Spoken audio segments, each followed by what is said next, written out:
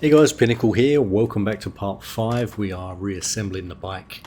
One thing that makes this a little bit easier is do the 2 Phillips screws up first on the bottom before you try and put this unit back on. That means that the front fairing and the lights will be as one, and there won't be so much wriggling about. Also, there's 2 clips that fit onto the holes around the front fairing. Before you start trying to put the bolts through and lining it up, make sure they're lined up first of all, and it makes it a lot easier. And as I'm doing here, hold the front with one hand. You physically have to push the bolt in quite hard for it to actually get through the little clip, and then you can start winding it in and tightening it up. Here I made the mistake of not doing up the Phillips screws first, and I did those last. Would have been a lot easier if I actually just did the screws up first and then put the 2 bolts in. So just a reminder, the 2 top bolts are 10 mils, and the one on the left hand side of the bike will have the little wire plastic harness that you can bend around the wires to hold them in place. So just giving it a little bit of a clean up here before we actually put anything else back on. If it still feels a little bit wobbly at the moment, don't worry too much about that, because once we put the guard on the front, the headlights, and then we start putting the windshield back on, it will start feeling more solid. And then of course you have the fairings which attach to the underside of the front, and also the shroud that goes around the dials, which also bolts in here. So once it's all back on, it will feel a lot more solid, but don't worry too much at the moment. It's all going to be just fine. So now we're going to start putting the bike back together.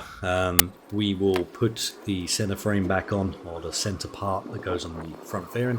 Then we'll put the wing mirrors on, and then we'll start putting the windshield back on.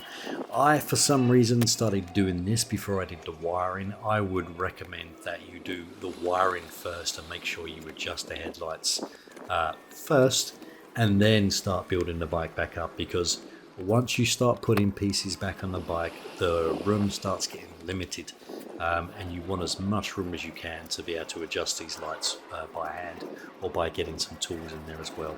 And it's also easier that once you've adjusted the lights and you know everything works fine, it's so much easier with no fairings on there and no windshield, etc., to actually tidy up the wiring and make it all nice. So don't do exactly what I've done here. Do the wiring first, and then come back to this step after.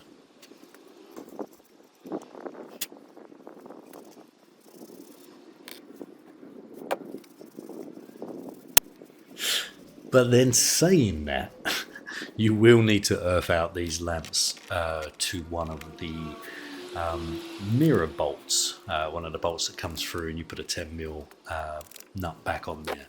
I think I did it on the left one. I think that was the easier one, but I'll explain that later on in the video.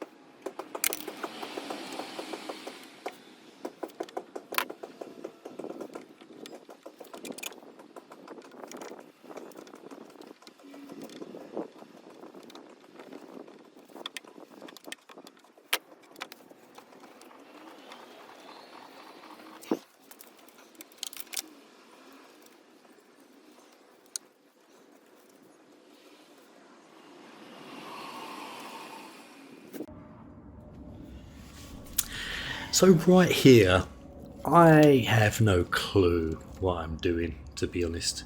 I'm still trying to work it out. I've got that little diagram that Retrofit Labs sent, but I've never seen any video explaining how to actually connect the wiring up. So this is me looking at what I've got, trying to work it out logically, and at the same time kind of distracting myself by thinking, where's the best place to run these wires? Where is it going to be easier to, not see them, and where do I put these, etc. But we'll go there in the end. So the first thing I'm going to do is we know that we need to connect these two main sockets in here. Now, you see me pushing this in, and it shouldn't be that difficult, which if you have the same problem, it means there's a problem, there's something wrong. I had to disconnect this one after because it didn't work, and the reason it didn't work is because as I was pushing in, the pin wasn't going into the hole, so one of the pins were being bent to the side. Now you'll see this one, click, straight away. That's how it should close. So if yours don't click like that straight away, then open it up, check the pins inside and make sure that they're good. Again, these we've checked already with a multimeter to see where a good earth is, and the wing mirrors actually bolt directly through the fairing and onto the frame, and that is a solid earth there. So you can connect these up to the bolts. The 10 mil nuts come off. Put them on the bolts and put the nut back on. I would suggest putting them both on the same one rather than using the two bolts. Just so you know that if you do have a problem, you know which one it is. Next thing I'm going to do is I'm going to try and figure out how to run the battery cable, and I'm going to try and figure out, okay, well, is that long enough? Where's the best way to run it? On the left side of the bike where I am here, there's a lot of moving parts. There's a lot of wires, as in mechanical cables. So I'm kind of thinking at this stage, okay, well, it's probably not going to be good to run it by there. But then I go around the other side and I start looking at it, and I do find a route for the cable to go through to under the seat to the battery, with the fuse holder under the seat as well. So the cable is long enough. You don't need to extend that. I've seen a video of a guy in New Zealand, and he said he's extended the battery cable, and he's also extended the earth cables to go directly to the battery earth, which you don't need to do. That's a lot of difficult work. Anyway, so these are the original connectors that went on the old lights. What you need to do here is you need to pull this rubber back, and you need to prise the connectors out of this black plastic housing, because the connector that they give you is not going to fit. If you look, I don't know if you can see the camera here, but one of them fits in, but the other one's not going to fit because it's too wide. So, but they are spade connectors inside here. You have male spade connectors on the wiring harness from Retrofit Labs, and you have females in there that were on the original light harness. So all you're going to do is you are going to push one of the side of the female connectors, and you are going to push it out of the socket so it comes out. So you can see here I'm just prising the little tab in, and that will then just slip out. You can do the same with the other one. And then that black housing plastic, you don't really need that. You could keep it with the chrome inserts for the lights, just in case you wanted to put everything back to standard for some reason. But now you can see that, okay, well, let's see which is the red wire and which is the black wire, and then we'll just put them on there. So the earth has obviously has the yellow and the black, and the live has a red and yellow. Or is it red and black? It has red on it anyway. You can try and squeeze this back over, but the first thing I would suggest doing, just in case they do get kind of pushed together, you need to insulate them, because otherwise you're going to be earthing yourself out with these, and your lights are going to be flickering and not working. And you just want to make sure you do it properly. So stick some insulation tape around those first of all.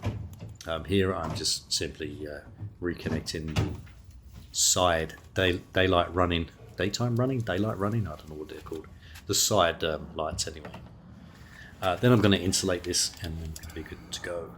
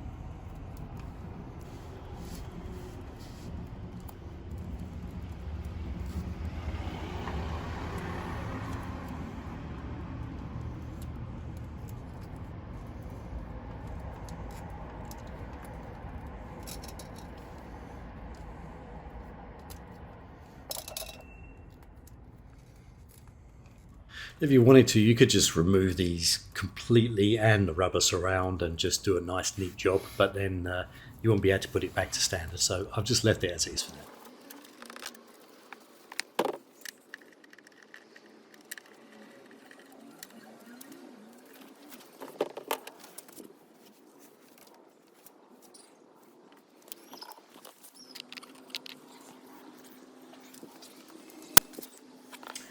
So here I'm pretty much going through and thinking, okay, well, where's the best place to run this wire? Now, as I mentioned down the left hand side, you do need to take this top part of the frame cover off. 2 bolts, 4 mils, and it will just pop out after that. From there, I also wanted to lift the petrol tank up to have a look, which means I had to get rid of my quad lock mount for the iPhone. So those 2 bolts hold the front of the petrol tank. Then you can just lift the petrol tank up. Be careful, you've got the fuel pump wires, you've got some vacuum hoses, overflow hoses, and all sorts of stuff in there, so just be careful. You don't want to kink any wires either, so that's one of the main things you want to be careful of when you're running this wire through. So here I realised that I could run it through the frame, and I didn't actually need to come out until just where the fuel pump is. And I would need to go just under the rear lip of the petrol tank and then straight into the seat compartment where the battery is.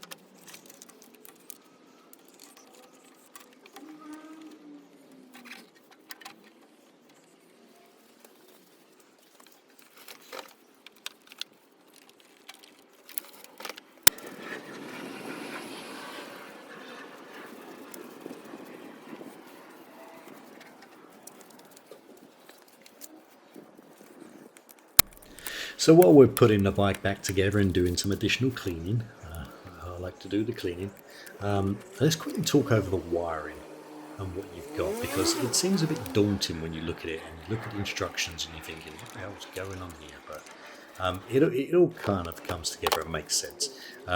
Make sure you push this top frame cover in.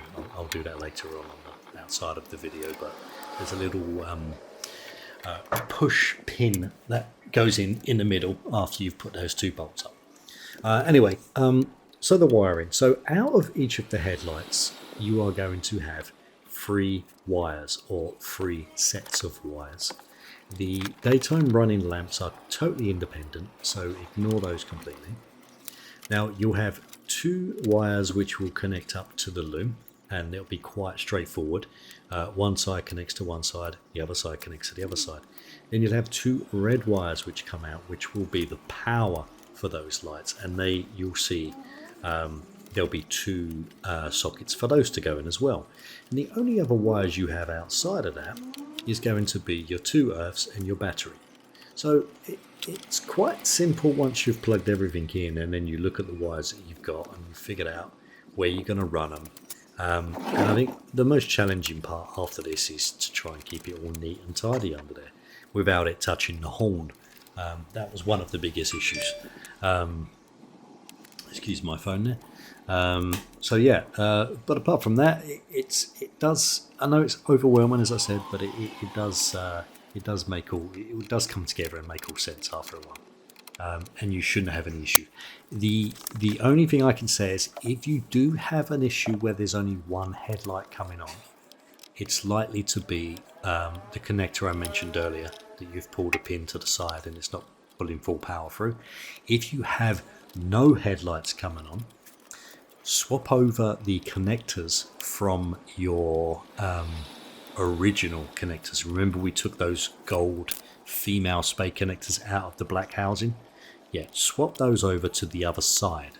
So swap the wires around, because what you're actually doing there is you're going to be in a position where your main beams are trying to light, but they can't light because the headlamps are not on. So just do that and you should be good. Apart from that, you shouldn't have any problems.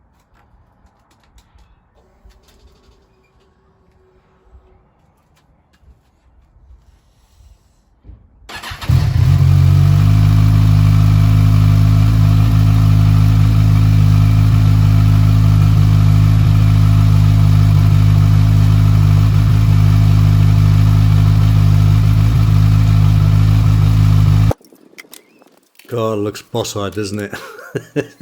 So that was the image, the first attempt I did, and they were all over the place because I didn't click that round bolt into the plastic cup holder. You've got to do that, guys, otherwise you just have to take it all apart again, put your lights in the oven, strip it all back down, and it's a nightmare. So yeah, a bit of a pain in the ass there. Anyway, I'll give you a picture of what it looks like. I did also order some LED bulbs for the daylight run-ins, so they're no longer yellow, so it's all nice and white now. And I have aligned them up. It's very easy to align them up. So what you need to do if you're in the UK, you need to find yourself a nice straight surface with a wall in front of it. You need to get yourself a tape measure, and I would suggest a bit of frog tape or masking tape. What you're going to need to do is you'll need to do 25 foot away from the wall, and then put your bike in that position. The headlights to the wall is 25 foot. Measure the distance from the floor to your headlights when the bike is upright. Mine was 31 inches. Then if it's under 35 inches, which ours are, you then go to the wall and you measure your 31 inches there as well. Now with the dipped beam, not the main beam on, you want to get your lights level with that 31 inches with the bike in an upright position. And it's very simple to do that. Once you've clicked that bolt in, they are easy to adjust. It's no longer a nightmare. The bottom one, if you turn that clockwise, you are lowering the beam. And if you turn the top one clockwise, you are raising the beam. So you kind of want them to be level. So you want the kind of top one and the bottom one to be adjusted evenly, and then you should have the little I don't know what you want to call it, like the little 90-degree bend in the beam in the center, and you get the left and the right ones to match up, and you are all good. Anyway, hopefully you enjoyed this video. I know it's a long 5 or 6 part, I can't even remember how many parts we're up to now, 5 parts I think.